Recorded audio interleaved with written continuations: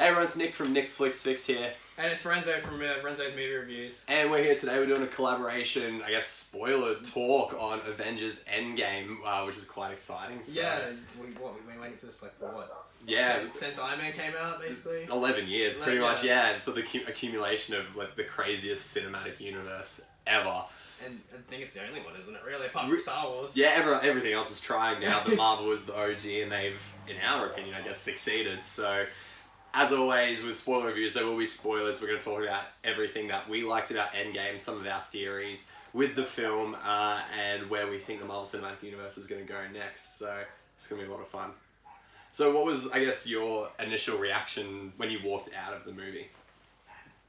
The emotion part of it, like what you go into, like the happiness, the sadness, like what you're trying to get out of the movie, like grasping how you feel walking out, because obviously so much happens. It's like everyone knows it's 3 hours long, and it needed that 3 hours because it was cram packed. Yeah, when you're sitting there watching the movie with your popcorn drink or whatever you eat, it doesn't feel like a 3 hour movie. No, not at all. Just step after step after step, just. And it's sort of, and because it's crazy, because the movie starts slow and it literally just gets faster and faster and faster and faster in its pace, like to the point where when we hit that climactic battle, when, you know, all the Avengers return after the re-snap, I guess. Yeah.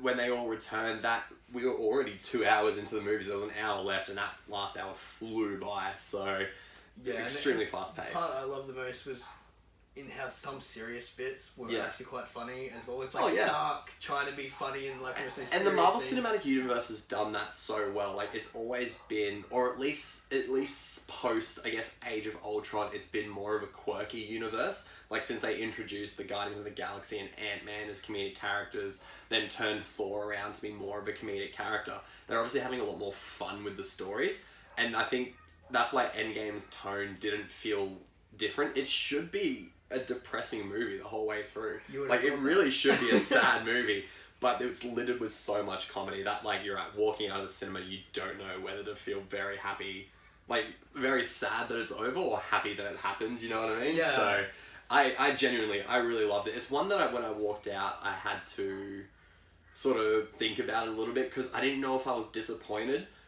because I hyped it up so much. That's what I thought too. But then within 10 minutes of, like, thinking about it, I was like, I genuinely think it was a fantastic movie. Yeah. Absolutely crazy. My opinion was it's better to see it twice. Yeah, for sure. Like, the first time, like you just said, hyping it up, like, yeah, it's awesome. Then when you're sitting there, you actually miss, like, not a lot, but you miss a little bit of scenes because you're hyping it up so much that if you watch it the second time, you're kind of more chilled about it. Super chilled about it, yeah. And you can sort of take everything in a bit more. Because I remember I was sitting in the theatre and, like, my heart was racing. This was, like, before the trailers had even started. Like, my heart was racing.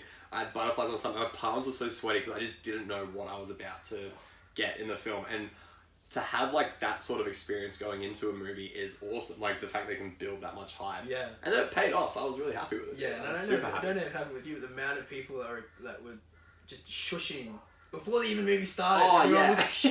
I had, like, a 10-year-old kid with his grandma next to me, and, like, as soon as it cut to the first scene with Hawkeye, he's just gone shh to everyone, and, like, no one was talking. That was the best part. He was just that excited. So yeah. And then obviously throughout the movie we had the cheers and the laughs and everyone's clapping, and we had, like, a group of girls, like, towards the front who, like, anytime something would happen were, like, screaming, yelling.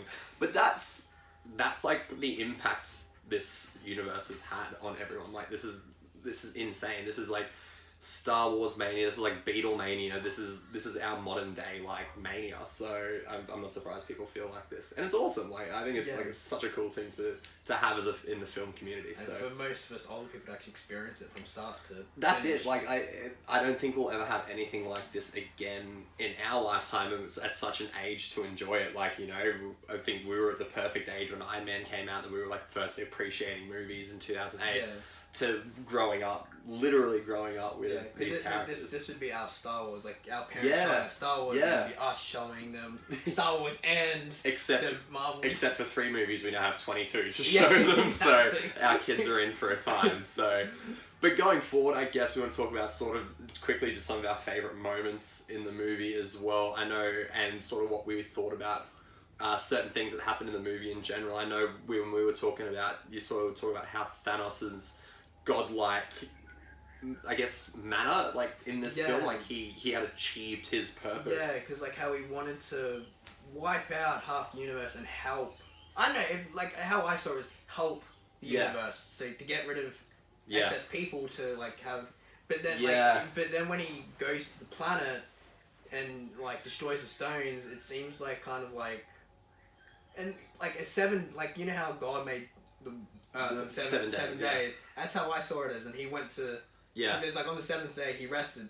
And that's ultimately what Thanos is. Like he gets the 6 stones, and then to me as well, like he comes across like he is a god because he feels like he's done that justice to everyone. And then obviously we see in the movie later on where he's like, no, once he obviously sees the Nebula video from the future, he obviously is like, no, like I obviously have to do what any good god would do and wipe out everything, like full extinction. So he obviously has this like godlike complex throughout the story, and it's biblical proportion as well. Like I get what you mean, like with him having to do these things. The fact that I don't understand is why he didn't have any defenses.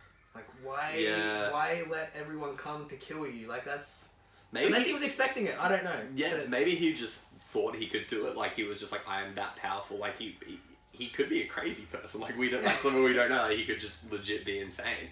And he was just like, no, I can do this on my own. Like this is, I have the power and the ability and the literal stones to get this done. So, and I think Thanos had the best villain arc. Like obviously we saw him, first time we saw him was the end credit scene in the Avengers, the first Avengers. So he's been built up for 6 odd years now. But he actually, in 2 movies, had a fantastic arc of wanting to, like I said, be the god that the people needed, to being the god that had to bring judgment and be like, no, you don't deserve my, I don't know, compassion, like, for lack of a better word, empathy or compassion, like, as a god. So, it's a super awesome character arc over the 2 movies, for sure. Holy moly. When Cap picks up Mjolnir, I think that's how it's pronounced. Yeah. Oh, man. I remember when I saw the hammer hovering, I was like, oh yeah, Thor's like gonna just bring it back around and hit Thanos. Well, what my thought was that like since Nebula brought Thanos from the past, was there like a Thor that somehow came back like from the past? Oh, that's what I thought. I didn't even think about that. And I was like, oh my god, there's 2 Thors now. And then when it flings, one fat Thor and one super ripped Thor, But yeah, like when it flung and it came back and Kat was like, I was dude. Far out. I lost it. The cinema I was in like for the opening day, lost it completely. That was one of the coolest things I've ever seen. Obviously, it got teased back in Age of Ultron when like they were doing the worthy test, everyone. And I actually read something about this the other day. Joss Whedon was saying that Cap was always worthy, he just didn't want to make Thor feel bad by actually being able to pick it up. But I think that's perfect that he couldn't pick it up then, because we just got one of the coolest moments in cinema history then. To a point where we were like kind of expecting it, but not really. No, that's it. Like it's not even something I was thinking about during that, because obviously they get you so worked up and invested, and then once it moved, and they did a good job of faking it out by like focusing on the fact that Thanos was beating the crap out of Thor. Yeah, and then when it like kind of. And then it lifts up, you're like, okay, this is what we want, and then like Cap like throwing the shield and bouncing the hammer off it. And, he used it like he'd been practicing with it for years. So that was the funny part to me. Yeah. Just you'd think that like like it's like how did you do that? Like you've only like held it for like a second and that's it. Now you like know how to fling it. A good moment in the movie. I genuinely love that. And something else that I really loved, and something that I think a lot of people are talking about, was Jeremy Renner in this movie. Like, and this is something I've wanted to talk about with people, because I genuinely think out of the acting in this film, he wasn't necessarily the best, but he seems like he had the most to work with it in the best way possible. Like since we've seen him in Thor, and he's come a fair bit away, he's always been the side character, and sort of like, but he killed it in this movie. Like the scene with him and Natasha, fighting over who's going to sacrifice himself for the Soul Stone, was emotional enough as it is. But once Black Widow dies, and he has to deal with that, and it just the scene when they're all standing around by the lakeside, and I can't remember what Thor say to him. Something I don't really remember. I can't remember. It was like about there was a back and forth between we can bring him back. There's a way to bring him back. And he was just like, no. He just snaps and goes, no, we can't do it. Yells. Hulk throws like a chair into the forest or something. But Renner in that scene, and there were so many scenes where Renner was obviously in the opening scene as well, was fantastic in the movie, and no one's talking about like how good Jeremy Renner was in this movie. I genuinely he was one of my favorite parts. And at least we know where he was in Infinity War because he had the ankle. That's right. Yeah, he set a deal. Yeah, that's it. Yeah, so and watching his family just you know what's going to happen, but it's heartbreaking as ever watching him having to deal with that. But yeah, loved him in that as well. Yeah. So not knowing there was not just one world that got affected. Yeah, it wasn't just Earth that was taken out by the snap. That like you were saying, Captain Marvel mentioning that she's been helping other planets who don't have the Avengers. Yeah, and then just the reaction of Rhodey's face going, "Oh, shit, we're not the only planet." I feel like Rhodey in the movies has always been like the audience character, like with the one like anything Rhodey reacts or any way Rhodey reacts is like how he basically reacts as well. So I think like.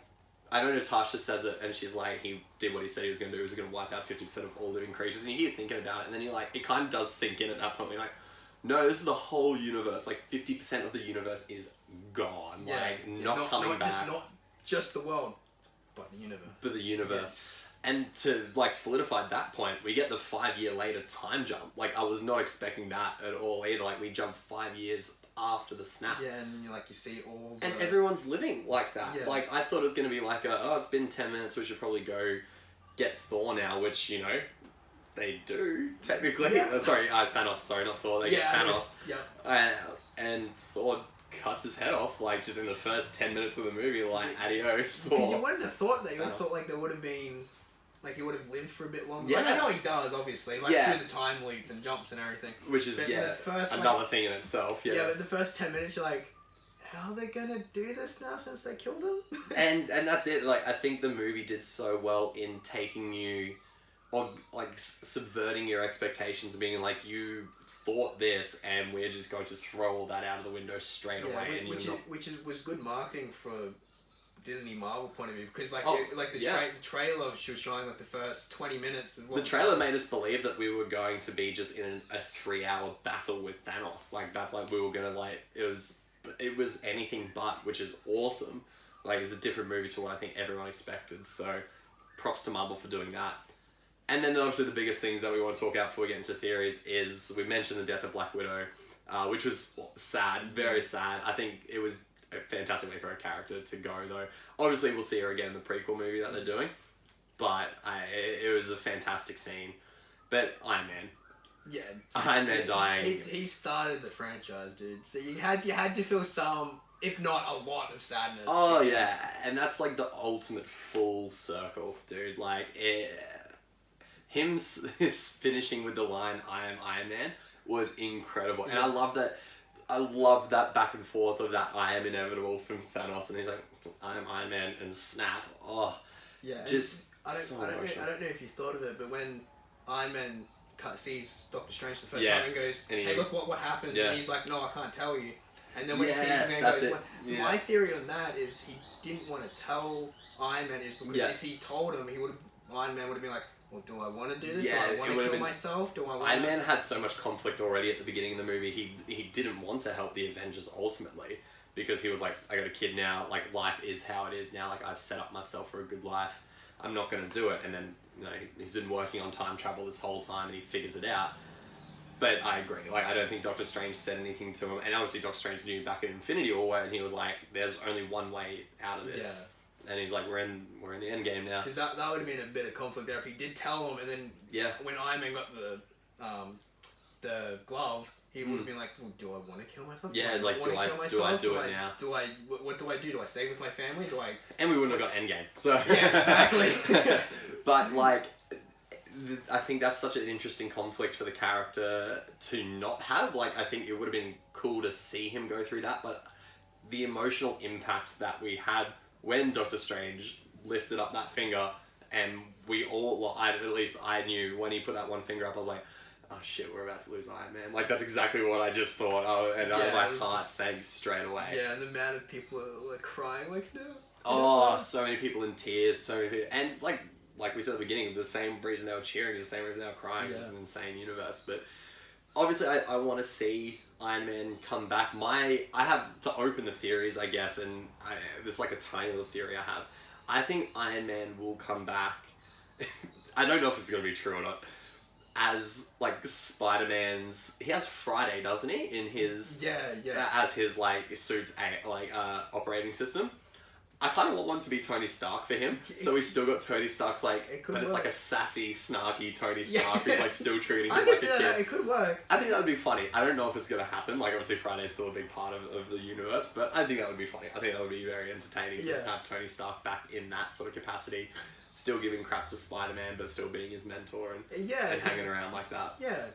It's Stark's suit. It's Stark's suit. So. Yeah, exactly. Could somehow do it. So. Yeah. And then continuing on with the theories, and I know this is a theory that you like very much, or like talking about a lot, is Loki dead? Yes. Where is Loki? Yeah. In many ways. Yeah, where is because Loki? like the theory I like is he's not dead in a way, because if you go through the series, he's a trickster. He's always been a trickster. Because he's died like 3 or 4 times in the whole universe. Yeah. And when in Ragnarok, when he like projects himself to Thor and like talking to Thor, going like I don't remember what that's disgusting because I haven't seen it for a while, but like how they were talking, and then it was probably really funny though because that movie and then like he walks through the wall. So was there a way that he could project physically to Thanos and get killed by Thanos for the projection? But then that also leads to when he grabs the when we go back in time to New York and he grabs the Tesseract and he's like nopes straight at it, which I thought was hilarious. It happened so quick as well that I was like, oh, this is gonna be fun, and I thought it was gonna pop back later in the film, and I'm like, is this gonna be a lead into like the Loki TV show that they're doing on Marvel Plus or Disney Plus, whatever it is? I don't know. Like, I like to think that obviously the big talk is like all about these branched realities and whatnot that are created when people jump through the time portals in the quantum realm. I like to think that in the main Marvel Cinematic Universe timeline that Loki did get killed by Thanos, because I think that adds a bit more gravity to the opening of Infinity War. Like, it adds a bit more tonally to the fact that Thanos well, Thanos never killed him. It was his, I don't know the guy's name, but the guy who choked him with the Voldemort looking dude. And so I like to think he's dead, but obviously now we know that Loki has branched off into another reality, that we're still going to get a bit more Loki, which is great, because he's an awesome villain. He's a funny character, I really like him, but I'm wondering whether what he knows in that reality about the Tesseract and how the Avengers work, when he branches off into this next one, is he going to be a bit more dangerous for the Tesseract now? He's going to be able to, he's going to work with it quicker. Are we going to get a bit more of still a fun Loki series, but he's going to be a bit darker himself? Is he going to be we know how Marvel is with keeping everything so secret about everything. Oh man, they're good at it. Like I said, with the marketing of this film, they're really good at it. So yeah, Loki, is he dead? We don't know. We'll find out soon. Do Marvel know? Who knows? Who knows? No one knows. So yeah, another theory I wanted to talk about was, where did the Snappies go? Yeah, because did they die? Were they transported into another dimension? Were they in a branched reality? Peter Parker says to Tony, like during the battle in classic Spider-Man fashion, he's like trying to make conversation. Basically says that he passed out and then woke up in New York, and Doctor Strange is there we got to go somewhere, and then starts doing his Doctor Strange stuff, and they're all now battling Thanos again. So what I took from that is that they died basically. They were dead. They passed out. I don't know whether it felt like they don't mention whether it felt like it was 5 years or whether it was a pass out and they woke up and all of a sudden they were somewhere else. But I take that as they died. I don't know. What do you think? Yeah, I don't know. There's just it could be to me it's a could be type of thing. They could have died. They could similar to Loki. Exactly. What you just said. Like going to a different dimension or timeline or something. The whole movie brings so many questions that doesn't answer. Yeah. So unless they're doing this for a reason to bring into future stuff, ready to keep it going. Another thing I was thinking though as well, I know we quickly talked about before we started filming, was when Falcon comes back and says "on your left" to Cap, which is an awesome way to introduce all these Avengers. Like, I thought that was sick. But that made me think, like, obviously before they passed out, they knew they were battling an army and like they had to go back and finish the battle. But part of me, when he says "on your left," also was like, how long has he known that, like, had that inkling to have to come back and finish the fight? Like, has he been aware of the past 5 years and what's going on with these people? So it's another, you know, unanswered question, like you said, which this movie has so many of, which is frustrating, but at the same time, we get to have these chats and theorize ourselves, which is a lot of fun. Yeah, so. just nerd out on it. Oh god, yeah, no doubt. Another theory or thing I guess we wanted to talk about was the time in the quantum realm. So this pops up. Ant-Man said he was in the quantum realm for 5 hours. It felt like 5 hours. For the 5 years. So which, 5 hours of doing nothing feels like a long time, so... Yeah, but the fact that in Ant-Man the Wasp, when they find Janet, Hope's mum, like, she was been there for 30 years, where if... And she's aged, though, as well. Like, obviously she comes out as Michelle Pfeiffer, who's not young anymore, like, she's old. And, like, if Ant-Man, Scott Lang saying it felt or was, either way, I don't know which one it was, felt or was, 5 hours, was it 30 hours for her, or was it a bit different for her, or... And something that I was thinking about as well is that at the end of Ant-Man and the Wasp, Scott Lang says, you have to stay away from the time vortex. So I'm wondering whether she had something to do, maybe she was in the time vortex, like, obviously that's what they used to go back in time. Yeah. But, like, was she, you know, was she in the quantum realm, or was she... I guess she was in the quantum realm because obviously she comes out like a Mad Max sort of warrior, Ant-Man and the Wasp, like she's been killing, like, little cells this whole, like, 30 years. So there's a little bit of an inconsistency there, or, like you said, is it something they're just going to bring up later on? Are we going to find out what, you know, the Wasp, the former Wasp, was up to in the quantum realm? I don't know. So it's interesting because obviously then Scott Lang walks out and he's like, so much has changed in 5 hours, and not realising it's been 5 years, so... Yeah, the one little thing I like to think of, though, is she was in there for so long. What did she eat? Yeah, true, yeah. Yeah. How did she go to because we've seen inside the parts of the quantum realm, and it doesn't look too... No, nothing looks too tasty. I like getting into, like, a little thick of it a little bit, going, how did she eat? So maybe it wasn't 30 years for her then, so maybe, But then how did she age? I don't know, there's so many unanswered questions. It's like, how'd she eat, but how'd she age? Who knows? We have to find out somehow. I need to know all these things, but I'm so glad we don't know any of them, because then new movies can potentially come from this. And I guess, again, speaking of Iron Man as well, him going back to find Cassie is older now. I read a comment from Kevin Feige saying that they're adding all these characters in, or giving these characters a bit more screen time, because one day she may don the suit. Cassie may be the next Ant-Man. So that's something interesting to me as well, is that, you know, have we seen characters already that are going to be set up for future installments of the universe? The first part with when you see Hawkeye with his daughter shooting, he says, good job, Hawk. He says to her, good job, Hawkeye. So I wonder if she will ever become Hawkeye when he's Ronin. Yeah, exactly, and he's training her how to shoot. So that's it. And then obviously Pepper Potts has donned the Iron. Well, she's Rescue in this as well. So will she be the next Iron Man? Will War Machine, will Rhodey become the next Iron Man, or will our friend from Iron Man 3, the kid from Iron Man 3, be the next Iron Man? So, which I thought was a very nice thing to have in the funeral scene, because I know a few people were a little confused as to who he was. That was me the first time. So I was like, who is that kid? And I kind of, like, you know how you know the face. You know the face, but you kind of not. And then when I saw it the second time, like, I looked it up a little bit and I went, oh, it's the kid from Iron Man 3. From Iron Man 3, So I'd watched Iron Man 3 like a week before it came out, so I'd seen him and I made the connection straight away, but I was like, because I was obviously emotional at that point, I was like, oh, it's such a touching thing, and I'm like, oh, dude, he could be the next Iron Man. That's all I did, like, an hour later, I was like, who's going to be the next Iron Man? And he popped up, so I like that Marvel are establishing the fact that these could be new characters. Obviously, I feel like the struggle for Marvel now is going to be like, we're so connected to Robert Downey Jr. being Tony Stark, being Iron Man. Are we going to lovingly give up the Iron Man helm to someone else?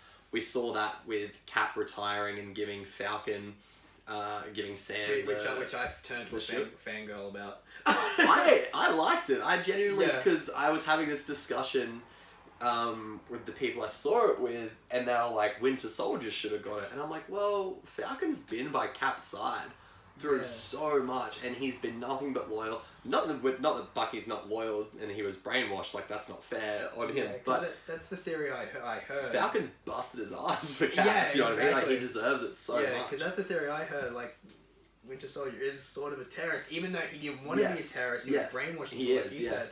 Like, would you really want to pass? Yes. I know in the comics he is... Like, at some point, some point. But like you said, it would be better off just... giving it to someone who's had a really good track record, ultimately. Yeah, and I'd like to see Sam as Captain America, like, donning the suit and having, like, a few quips to start with, like, he's excited about being Captain America and stuff. I think that would be a lot of fun. Yeah, because, like, when that happened, I was, like, literally turned to a 5-year-old. I was like, yes! Yes! And then when I saw it the second time, I had someone in front of me, and he was just like... I was like, okay, this is epic. and having, it seems like everyone's on board with all these things, which is, I think, it's a scary thing as a filmmaker to, you know, throw forward these ideas and be like, I hope they stick. But everyone seems pretty cool with the fact that all these changes are coming and happening, and we saw some of our favourite characters leave through that. So we have a few characters set up, I guess, for these next lot of Avengers. Ultimately, we still have some original characters, which I think was smart. Not getting rid of everyone, so we can still have some familiarity, but I'm excited to see, you know, new Cap. I mean, if we get a new Iron Man, or whether, you know, it's more focused on War Machine or Rescue. I didn't think till just then they're bringing out a Falcon. Winter Soldier show. So he could wear the shield then. Who knows? Could you imagine that? Oh, really gotta get Disney Plus. That's all I'm thinking of right now. And another, I guess, well, the last one, and not really a theory, but more of a, this is what we're sort of getting, is the Asgardians of the Galaxy. I love this idea. I think the humour of Thor Ragnarok matches the Guardians of the Galaxy humour so much. And the interaction we got with Thor on the ship with funny. Peter Quill and all that. In both movies as well. The Infinity War one's hilarious where they're trying to do like the manly accent. And, like, that's hilarious. But this one as well, about like whether she used blasters or knives, and, you know, who's the captain of the ship. Such good banter between the two. Like Chris Pratt and Chris Hemsworth are funny dudes. They're so funny. So I'm excited to see. I hope Thor is featured heavily in Guardians of the Galaxy 3. This doesn't surprise me, and I only thought about this recently. They did approach, when James Gunn was fired from Marvel for that brief period of time, and thank God he's back, so I'm excited to see his Volume 3. They approached Taika Waititi to direct Guardians of the Galaxy 3, which made me straight away put this together. I'm like, Thor being in there makes sense. Like, they're bringing him on because Thor, he knows the humour of Thor and he can bring his touch. And I still would have loved to see Taika Waititi's Guardians 3 if it came to. So happy James Gunn's back. But I think that's going to be hilarious. But where do you think... there is a theory already that they're going to try and get Gamora back from the Soul Stone, try and... Well, here's the thing with these branched realities. Yeah. Is she dead? Because Natasha's now in a reality, the Soul Stone. Like, that's what's happened. That's why she died. So which Gamora is coming back? Are they having to go back to bring back Gamora? There is so many possibilities. You don't know the Gamora we got. Like, no. At the end of the movie from the past. No, is she that's gonna it. Stay, or did because she obviously she betrayed Thanos still in this film. She worked with Nebula, but she doesn't have that relationship with Gamora. We get that fantastic scene where Peter Quill sees Gamora, and he's like, "You're alive," and she's like, "I don't know who you are." Yeah. Like, I have no, and that was heartbreaking, but you understand. Like, it's not like she's the same Gamora. So I'd like to think that in Guardians 3 that they're going to try and search for the Soul Stone and get Gamora back and see what happens. Yeah, so we'll have to with that. With all that. So. Is there anything else you wanted to talk about, or any other? Not that I. We covered a fair bit. Yeah, we did. This movie is dense. There is so much to talk about, but like obviously, they closed off so many stories. Like, and the main ones they closed off were Black Widow and Iron Man were dying, and Captain America passing away. We got great full circles with their stories. We have new characters now, or new inclinations of characters that we get to see, which I'm super excited for. Yeah. And we got a whole new, Spider-Man Far From Home finishes Phase 3. That's been confirmed by Kevin Feige. Awesome. So we'll see what happens at the end of Phase 3 and how that leads into the next phase. Yeah, we'll just of Marvel movies. have to wait for years to come. Years, yeah, another 11 years and 20 movies to feel like this again. So, but thank you all for watching our spoiler chat, spoiler ramblings, I guess. Whichever you want to say. We had a lot of fun doing this. You can find me on Instagram at NixFlixFix. I do 60-second movie reviews on there. And I just on Instagram as well, just Renzo's movie reviews. That's about it, really. That's about it. Thanks for watching, guys. Awesome.